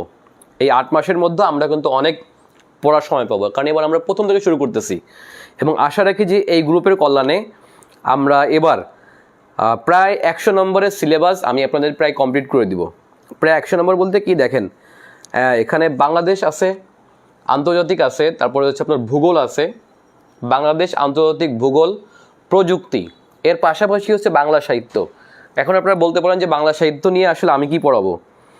আচ্ছা এই বিষয়ে একটু বলি। দেখেন আমি বাংলা সাহিত্যের নিয়ে আমার মোটামুটি পড়াশোনা ছোটোবেলা থেকে একেবারে। ভূগোল, বাংলা সাহিত্য, বাংলাদেশের রাজনীতি এই বিষয় নিয়ে আমার মোটামুটি আগে থেকে পড়াশোনা। এবং বাংলা সাহিত্য মূলত আমি বিসিএসের জন্য পড়ছি এরকম না, বিষয়টা আমি মূলত আমার জানার জন্য পড়ছি। তো এই হিসেবে আপনার পশ্চিম বাংলা বা বাংলাদেশের যে সাহিত্য এটা কিন্তু আমার মোটামুটি পড়া আছে। তো এই বিষয়ে আমি মনে করি যে আপনাদেরকে মোটামুটি 20 নম্বরের যেহেতু প্রশ্ন হয় বাংলা সাহিত্য থেকে, এখান থেকে 14-15 পাওয়া একেবারে সোজা, খুব বেশি কঠিন প্রশ্ন হয় না। কিন্তু জাস্ট হচ্ছে আমাদের একটু বোঝার বিষয়, অথবা কোথা থেকে প্রশ্ন হয়, কি প্রশ্ন হয়, এগুলো আমাদের একটু টেকনিক্যাল বিষয় আছে, এটা জানলে কিন্তু হয়। দেখেন এই বছর প্রশ্ন আসছিল হচ্ছে জীবনানন্দ দাশের হচ্ছে উক্তি নিয়ে। ওকে, জীবনানন্দ দাশ কোন কথাটা বলছে, অথবা মুখ ঢেকে যায় বিজ্ঞাপনে, এটা শঙ্খ ঘোষের একটা কবিতার নাম। ওকে, আচ্ছা এই বিষয়গুলো কিন্তু আপনার একেবারে রেয়ার, এটা কিন্তু আপনার ইচ্ছা করলেই পারেন না, অথবা আপনারা এটা গভীর থেকে প্রশ্ন হয়েছে, বা আমাদের প্রচলিত যে বইগুলো আছে এখানে কিন্তু এগুলো আপনি পাননি, বাট এগুলো পরীক্ষায় এসে থাকে। এই ধরনের বিষয়গুলো হচ্ছে কেন আসে, এটা আপনাদের কিছু কিছু দৃষ্টিভঙ্গি আছে, আমাদের বুঝতে হবে কেন আসে, কোন জায়গা থেকে আসে, কিভাবে আসে। আপনারা বুঝতেই পারছেন আমরা পরপর দুজন পাইছি যে আপনার পিএসসির চেয়ারম্যান ডক্টর সাদিক স্যার আগের আমাদের চেয়ারম্যান ছিলেন, আর বর্তমানে আমাদের সৌরভ স্যার। আপনারা একটু খেয়াল করে দেখবেন সৌরভ স্যারের ফেসবুক পেজে বা গ্রুপে গেলে, ওনার প্রোফাইলে গেলে দেখতে পাবেন তিনি একজন কবি। কিন্তু তিনি একজন কবি, তিনি কবিতা ভালোবাসেন এবং তিনি একজন আবৃত্তিকারও বটে, এবং স্যার অনেক ভালো আবৃত্তি করেন। আপনারা দেখবেন যে পশ্চিমবাংলা বা বাংলাদেশের কবিদের কবিতা নিয়ে স্যার নিজে হচ্ছে আবৃত্তি করেন, বা রবীন্দ্রনাথের কবিতা নিয়ে, জসীমউদ্দিনের কবিতা নিয়ে। সো স্যারের কিন্তু কবিতার প্রতি একটা আগ্রহ আছে, বাট নিজে লেখেন, পড়ান এই বিষয়গুলো, তাই না? সো স্যার কবিতা থেকে প্রশ্ন করবে, এটাই খুব স্বাভাবিক।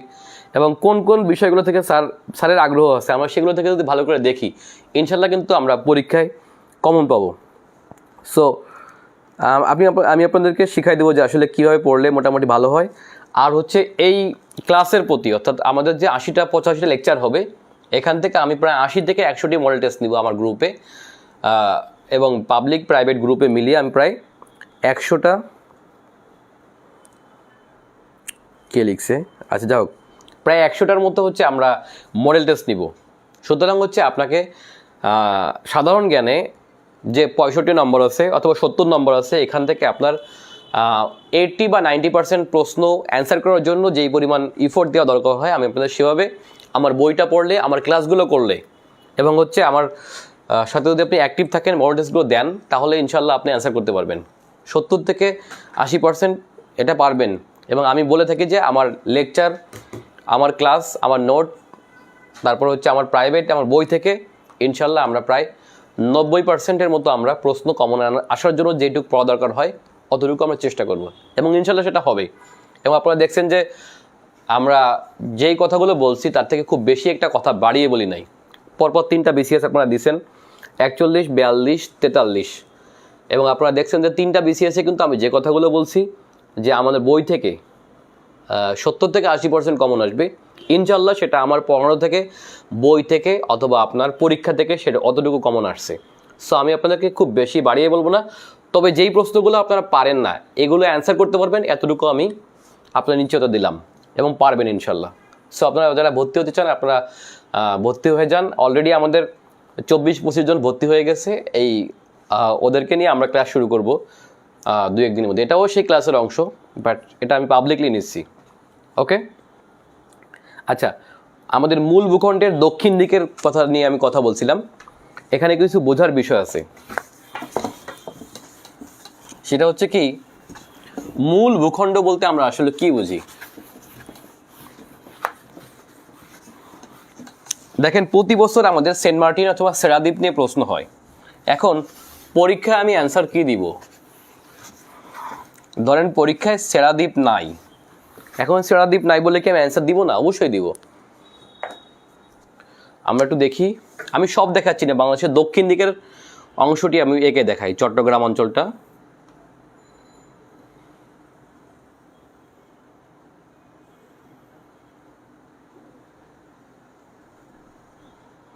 আমরা জানি যে আমাদের দক্ষিণ দিকটা সরু হয়ে গেছে, তাই না? সরু হয়ে গিয়ে আস্তে আস্তে সমুদ্রে মিশে গেছে। খুবই সুন্দর একটা ভূখণ্ড দক্ষিণ দিকটা। দেখেন, এটা যদি চট্টগ্রাম অঞ্চল হয় আর এটা যদি কক্সবাজার জেলা হয়, আমরা জানি যে নাফ নদী দ্বারা, নাফ নদী দিয়ে মায়ানমারের সাথে আমাদের সীমানা আলাদা হয়েছে, তাই না? এইটা নাফ নদী, ধরেন এটা মায়ানমার, আর এটা হলো নাফ নদী।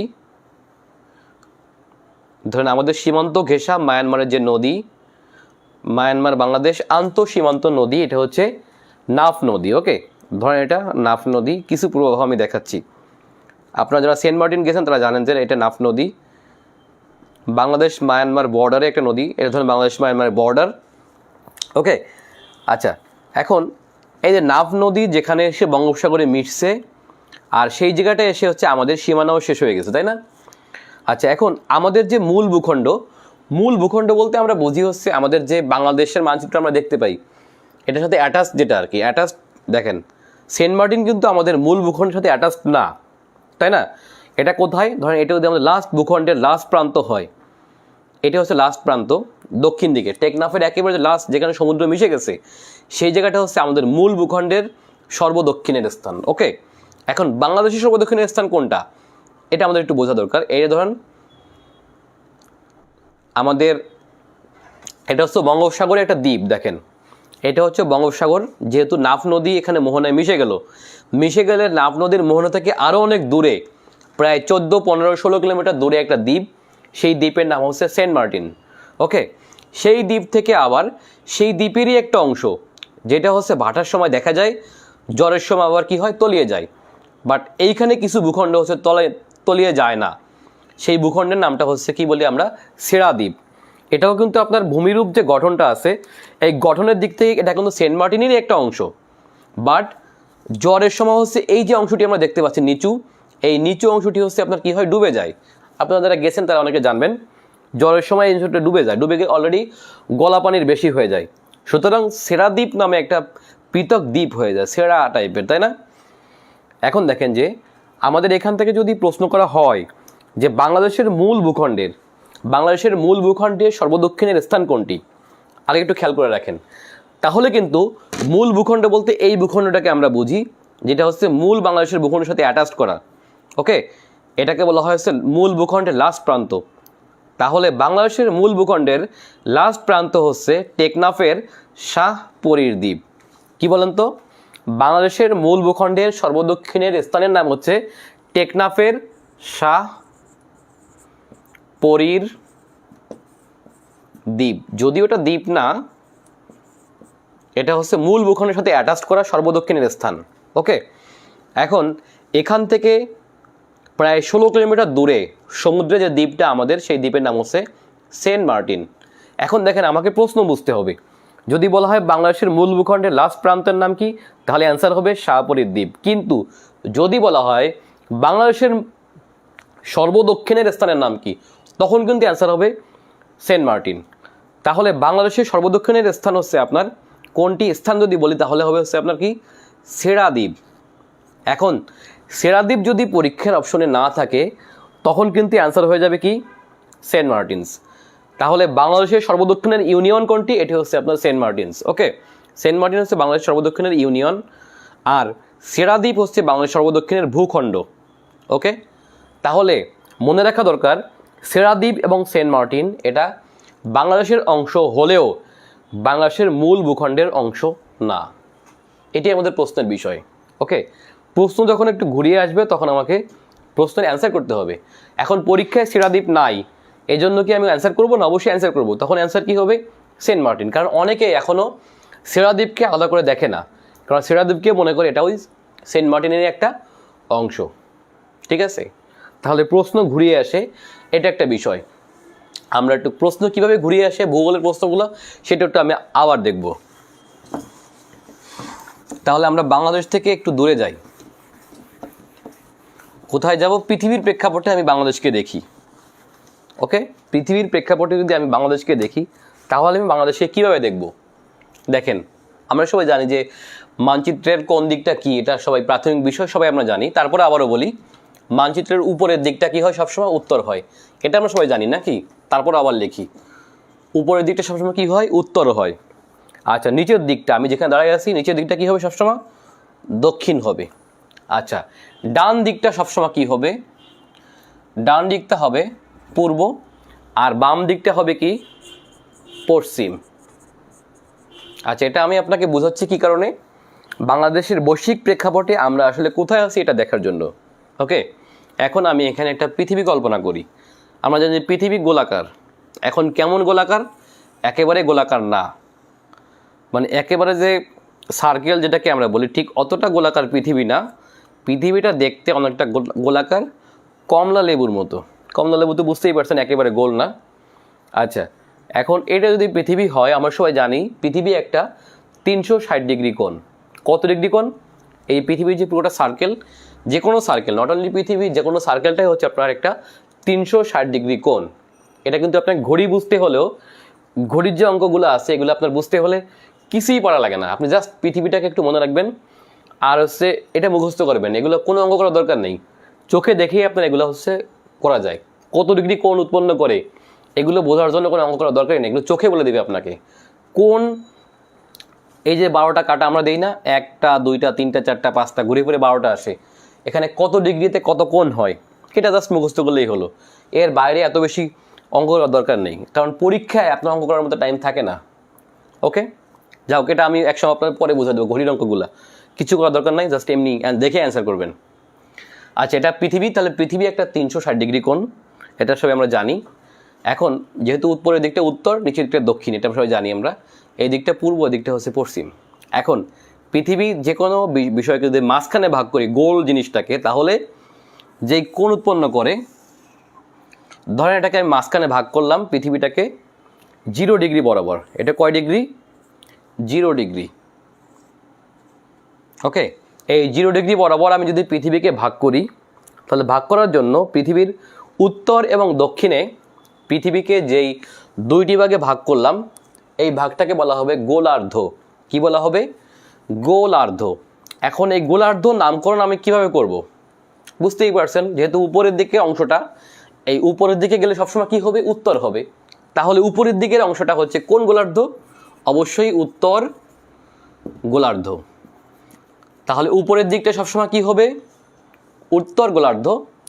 আর নিচের দিকটা সবসময় কি হবে? দক্ষিণ গোলার্ধ। বুঝতেই পারছেন। এখন এটা কত ডিগ্রি হবে? যেহেতু পৃথিবী 360 ডিগ্রি কোণ, আমি দুভাগে ভাগ করলাম, তাহলে এক ভাগের মান কত হবে? অবশ্যই 180 ডিগ্রি। কয় ডিগ্রি হলো? 180 ডিগ্রি। তাহলে দক্ষিণ গোলার্ধের মান কত হবে? অবশ্যই 180 ডিগ্রি। এখন যদি বলেন যে বিসিএস এর সাথে এটা সম্পর্ক আসলে কি? ওকে, বিসিএস কি এরকম কোশ্চেন আসছে 2-1 বছরে? আসলে বিসিএস সাথে সম্পর্ক থাকুক বা না থাকুক, আপনাকে এই জ্ঞানটুকু যদি না থাকে, এই বিষয়গুলো আপনি না বুঝলে আসলে অনেক কিছু আপনি অ্যান্সার করতে পারবেন না। পৃথিবীতে অনেক কিছু বোঝার আছে, সেগুলো হচ্ছে বুঝতে হলে আপনাকে এই ভূগোলটা যদি আপনি ভালো করে বুঝেন, মানচিত্র যদি আপনি ভালো করে বুঝেন, আপনার পরীক্ষায় প্রশ্ন কমন না আসলেও এটা আপনি পারবেন। এটা যেমন একটা বলে রাখা দরকার। দেখেন, যদি পৃথিবীর মানচিত্র আপনার মুখস্থ থাকে আর যদি কোশ্চেন আসে যে নিচের কোন অঞ্চলের কি আবহাওয়া, এই আবহাওয়া কোন অঞ্চলে কি পড়বে, কোন রেখায় কি আবহাওয়া হয়, এটা বোঝার জন্য আপনার খুব বেশি পড়ার দরকার নেই, খুব বেশি মুখস্থ করার দরকার নেই। এটা আপনাকে বুঝতে হলে কি, যেমন দেখেন আমি যদি বলি এই যে নিরক্ষরেখা গেছে পৃথিবীর মাঝ বরাবর 0 ডিগ্রি বরাবর, ওকে, এই বরাবর যে দেশগুলো আছে এখানে হচ্ছে আপনার এই বরাবর অথবা এর থেকে 23 ডিগ্রি উত্তরে 23 ডিগ্রি দক্ষিণে যেই দেশগুলো পড়ছে সমুদ্রের তীরে, সেই সব দেশে কিন্তু আপনার ম্যানগ্রোভ বন আছে। কি আছে বলেন তো? ম্যানগ্রোভ বন আছে। এখন পৃথিবীতে ম্যানগ্রোভ বন কোথায় বেশি কোথায় কম এটা নিয়ে অনেকে বিতর্ক করে। আচ্ছা, বন বেশি রাশিয়ায়, সবাই আমরা জানি, ওকে, পৃথিবীর বৃহত্তম।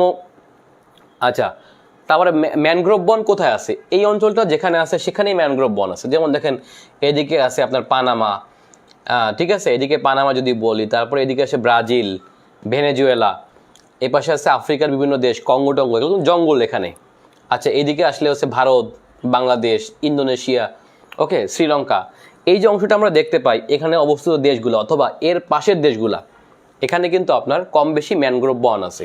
তাহলে ম্যানগ্রোভ বন কোথায় বেশি এটা বোঝার জন্য আপনাকে খুব বেশি মুখস্থ করার দরকার নেই, কারণ এগুলো মুখস্থ করলে কখনোই পরীক্ষা আপনার কমন আসবে, মানে আপনার পড়া থেকে কমন আসবে না, বাট কমন এমনিতে চলে আসবে।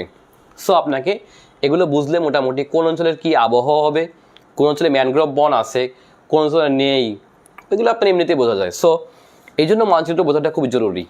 পরীক্ষায় কমন আসুক বা না আসুক, তখন হচ্ছে আপনি অ্যান্সার করতে পারবেন, কারণ আপনার কোনটা হবে না এটা আপনাকে বুঝতে হবে। ধরেন এখানে জাপান যদি হয়, হ্যাঁ, জাপানের অবস্থান কোথাও, জাপানের অবস্থান এখানে।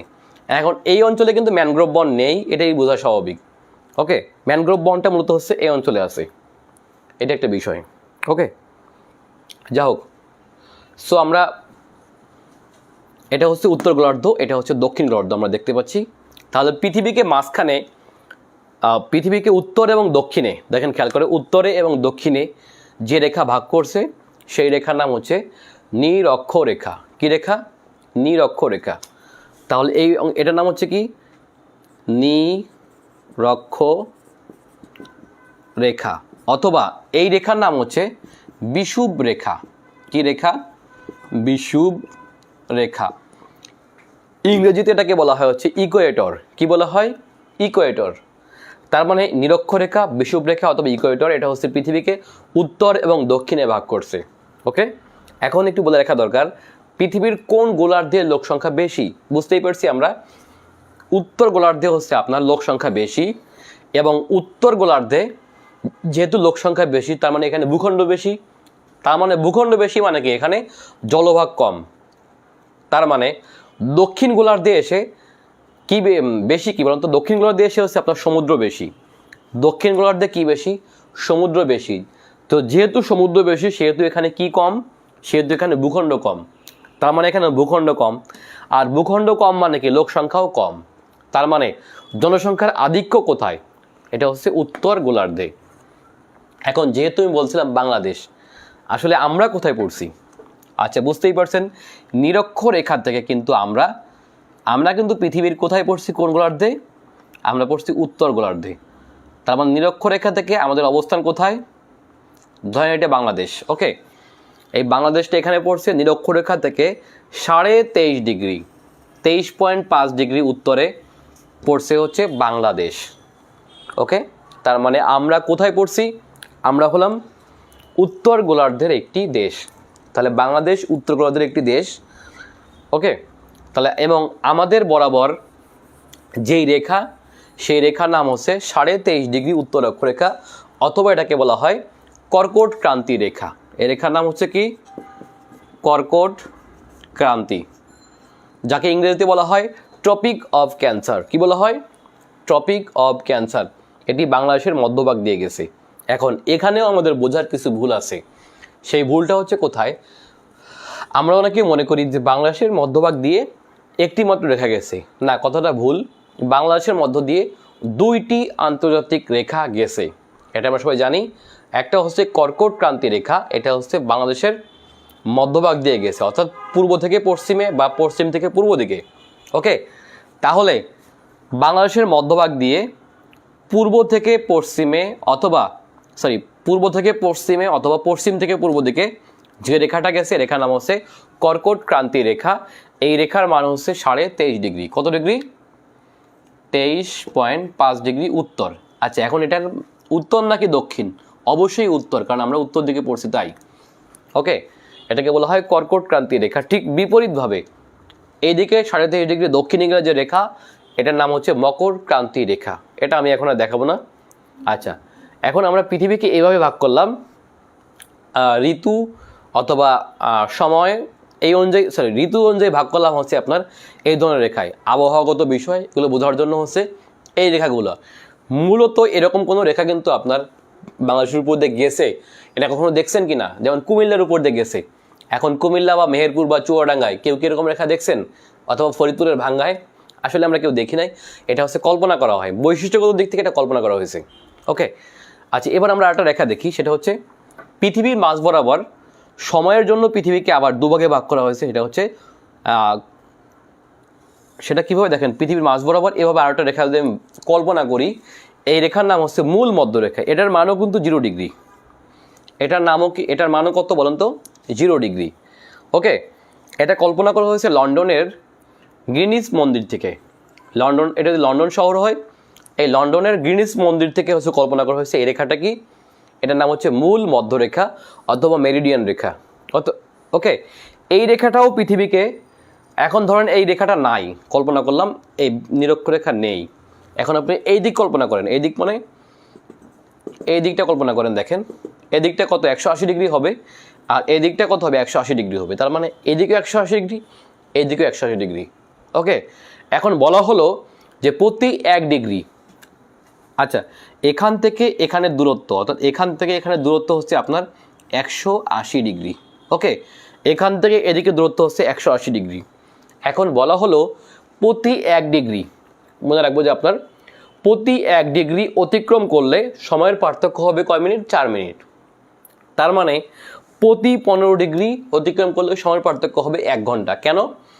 15 ডিগ্রি গুণ 4, তাতে কত হয়? 60 ডিগ্রি। তার মানে 60 ডিগ্রিতে আমরা কি পাই? সরি, ভুল বললাম। হ্যাঁ, 15 ডিগ্রি অতিক্রম করলে 15 গুণ 4 সমান 60 মিনিট। এই 60 মিনিটকে আমরা বলি হচ্ছে, তার মানে প্রতি 15 ডিগ্রি অতিক্রম করলে সময় অতিক্রম করা হয় কত? 60 মিনিট বা 1 ঘন্টা। এখন এই প্রেক্ষাপটে এখান থেকে দেখেন উত্তর থেকে দক্ষিণে এই রেখাগুলো কল্পনা করা হয়, অর্থাৎ মূল মধ্যরেখা থেকে যে রেখাগুলো হচ্ছে আপনার পূর্ব দিকে এবং পশ্চিম দিকে, ওকে, পূর্ব দিকে এবং পশ্চিম দিকে উত্তর দক্ষিণে সমান্তরাল আঁকা হবে। ওকে, এই রেখাগুলোর মান হবে হচ্ছে আপনার, এর নাম হবে কি রেখা? এই রেখাগুলোর নাম হচ্ছে আপনার দ্রাঘিমা রেখা। অর্থাৎ পৃথিবীর উত্তর থেকে দক্ষিণে, মনে রাখবেন পৃথিবীর উত্তর থেকে দক্ষিণ দিকে কল্পিত যে কোনো সমান্তরাল রেখাই হচ্ছে আপনার দ্রাঘিমা রেখা। আবার পৃথিবীর পূর্ব পশ্চিমে, পৃথিবীর পূর্ব পশ্চিম দিকে অঙ্কিত যে কোনো সমান্তরাল রেখাই হবে হচ্ছে আপনার কি রেখা? এটা হচ্ছে অক্ষরেখা। তাহলে অক্ষরেখা কোনগুলো? যেগুলো হচ্ছে সোয়ানোগুলো হচ্ছে আপনার অক্ষরেখা, আর যেগুলো দাঁড়ায় আছে এগুলোকে বলা হচ্ছে আপনার দ্রাঘিমা রেখা। ওকে, এখন হিজিবিজি হয়ে গেছে, বুঝতেই পারছেন। আচ্ছা, একটু দেখি আমরা বাংলাদেশটা, আসলে বাংলাদেশের মধ্যভাগ দিয়ে এখানে আরেকটি রেখা গেছে, সেটা হচ্ছে উত্তর থেকে দক্ষিণে। আচ্ছা, আমি একটু ক্লিয়ার করে আঁকি, আর একটু ক্লিয়ার দেখাই, হিজিবিজি হয়ে গেছে, এটা আপনারা বুঝতে পারছেন। আমি বিস্তারিত দেখাবো আজকে, জাস্ট ডেমো ক্লাস, এই জন্য খুব বেশি দেখাচ্ছি না, লেখাচ্ছিও না।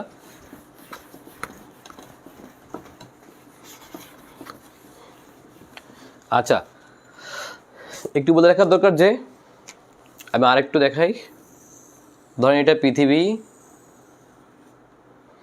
আচ্ছা এটা হচ্ছে নিরক্ষরেখা, আর এটা হচ্ছে মূল মধ্যরেখা, এটার মানও 0 ডিগ্রি। ওকে, আচ্ছা এখন আমরা কোথায় আছি? আমরা আছি 23.5 ডিগ্রি উত্তরে। আচ্ছা, বাংলাদেশের বিষয়টা ক্লিয়ার করি আমি, এটার মান কত? 23.5 ডিগ্রি উত্তর, তাই না? উত্তর কিন্তু। আচ্ছা, এটা হলো বাংলাদেশ, ধরেন এটা বাংলাদেশ।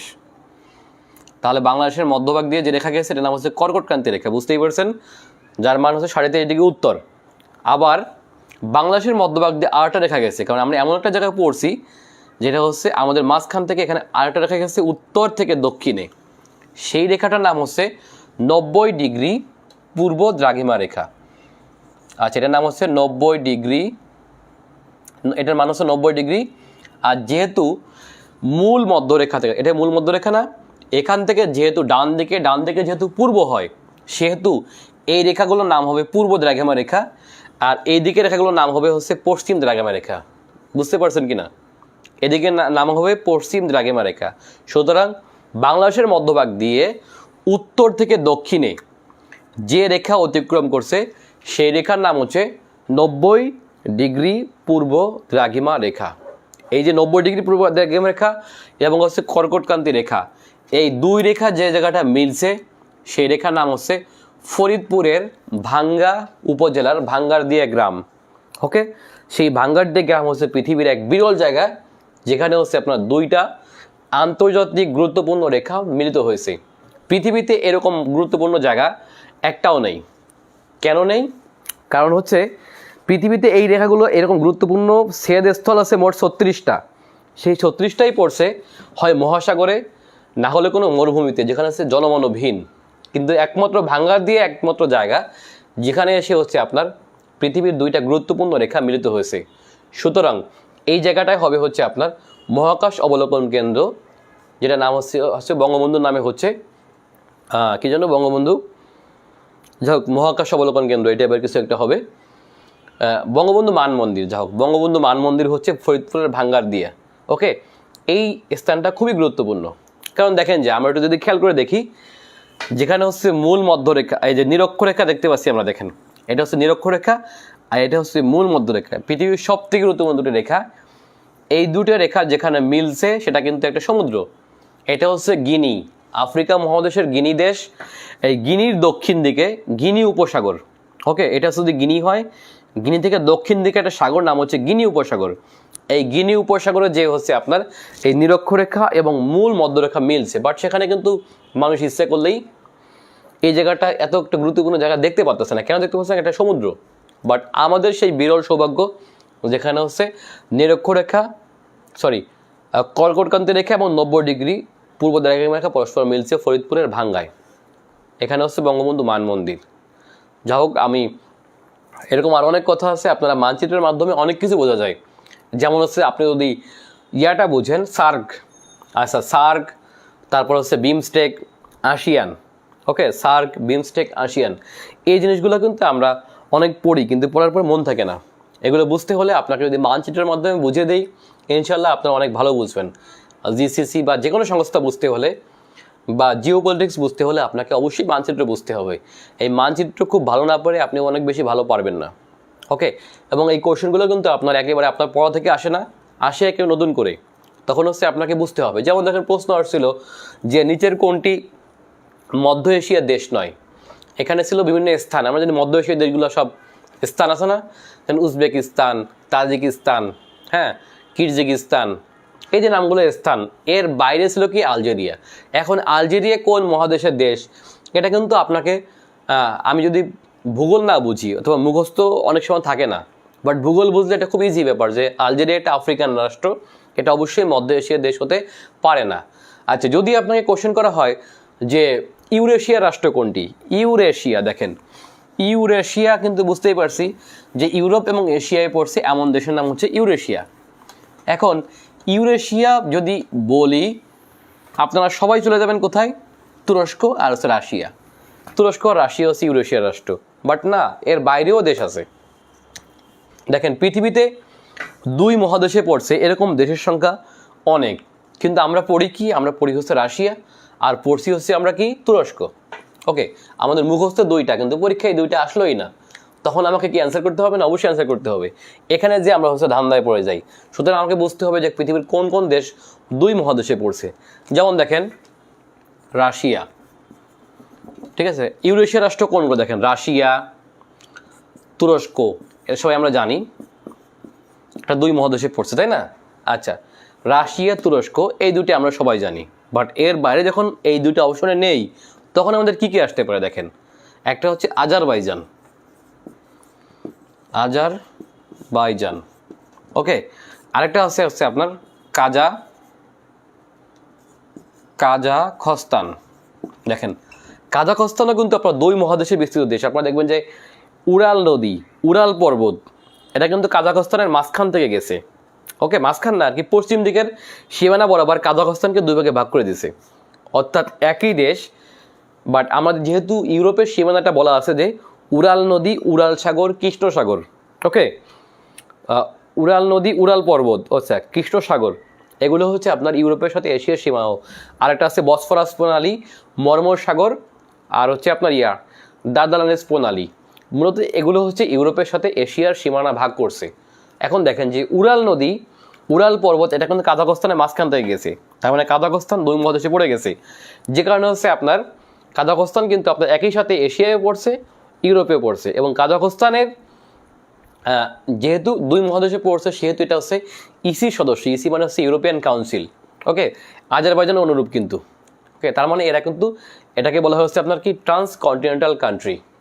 এখন আপনারা এই 4টা পড়ছেন, এর বাইরেও কিন্তু আরও আছে। দেখেন মিশর, যেমন মিশরের সীমানা কিন্তু আপনার 2 মহাদেশে পড়ছে, কারণ সুয়েজ খাল, লোহিত সাগর, আর এটা হচ্ছে আপনার এগুলো হচ্ছে আপনার সীমানা ভাগ করছে, মহাদেশীয় সীমানা। ওকে, তখন হচ্ছে আপনার মিশর 2 মহাদেশে পড়ে গেছে। আচ্ছা, এর বাইরেও আরও কিছু ভূখণ্ড আছে যেগুলো আমাদের জানতে হবে। যা হোক, যেগুলো পরীক্ষায় আসবে না বা পরীক্ষায় আসার মতো না, এইসব বিষয় আমরা খুব পড়াবো না, বাট পরীক্ষায় আসবে বা আসতে পারে, এগুলো আমরা এখানে পড়বো। যা হোক, আপনারা আজকের ক্লাসটি আমি খুব সংক্ষিপ্ত করি, কারণ খুব বেশি সময় নেই। আপনারা যারা ভর্তি হতে চান, আপনারা ভর্তি হতে পারেন। আমার কোর্সটি আপনারা করলে ইনশাল্লাহ উপকৃত হবেন। আমরা মানচিত্রের মধ্য দিয়ে আমাদের ইতিহাস শিখব, এবং মানচিত্র না শুধুমাত্র, যেগুলো যেভাবে পড়া দরকার আমরা সেভাবে পড়ব। ঠিক আছে? তো আপনারা আমাদের বিস্তারিত দেওয়া আছে, আপনারা আমাদের এই গ্রুপ থেকে দেখে নেবেন। আমাদের 2000 টাকার কোর্স, 2000 টাকা খুব বেশি না, কারণ আমরা এই কোর্সে আপনি যদি ভর্তি হন একবার, আমার গ্রুপে যারা থাকবেন, ওকে, আমার প্রাইভেট গ্রুপে আর কি, আপনার সেখানে কিন্তু আমরা ক্লাসগুলো আপনি এর পরেও ধরেন এই বিসিএস আপনি না টিকলেন, পরবর্তী বিসিএস যদি আপনার ক্লাস আমি কন্টিনিউ করি, তাহলে ওই ক্লাসগুলো আপনার ফ্রি পাবেন একেবারেই। কারণ এখানে যারা একবার ভর্তি হবে, এর পরবর্তীতে ভর্তি ফি আর লাগবে না। যে কোনো মুহূর্তে এটা দিয়ে আপনি কাজ করতে পারবেন, এবং ভিডিওগুলো আপনার সবসময় রেকর্ড থাকবে। আমার যে প্রাইভেট গ্রুপে আপনার ক্লাস হবে, সেখানে আপনার অলওয়েজ আপনার রেকর্ড থাকবে। সো আপনাদের ক্লাস মিস করলে পরবর্তীতে আপনারা ক্লাসগুলো দেখে নিতে পারবেন ইনশাল্লাহ। আর নোট তো শেয়ার হবেই, আমরা পিডিএফ শেয়ার দিব প্রায়ই। এখান থেকে আপনার রেগুলার মডেল টেস্ট হবে, আপনার চর্চাও হয়ে যাবে মোটামুটি। আর বই তো বের হবে, আপনার ভর্তি হলেই আপনার বই ফ্রি। এই যে আপনার নভেম্বরের শেষ অথবা ডিসেম্বরের প্রথম দিকে আমরা বই পেয়ে যাব, কারেন্ট অ্যাফেয়ার্স ম্যানুয়াল। এই বইটা আপনারা সম্পূর্ণ ফ্রি পাবেন। সুতরাং 2000 টাকার কোর্সের মধ্যে কিন্তু আমি প্রায় 260 টাকার বই দিব আপনাদেরকে। সো এটা বুঝতেই পারছেন, ম্যাটেরিয়ালস দিব, সব মিলে ইনশাল্লাহ ভালো হবে। এবং সবাইকে ধন্যবাদ। ক্লাসটি আপনারা শেয়ার দিয়ে রাখুন। ধন্যবাদ।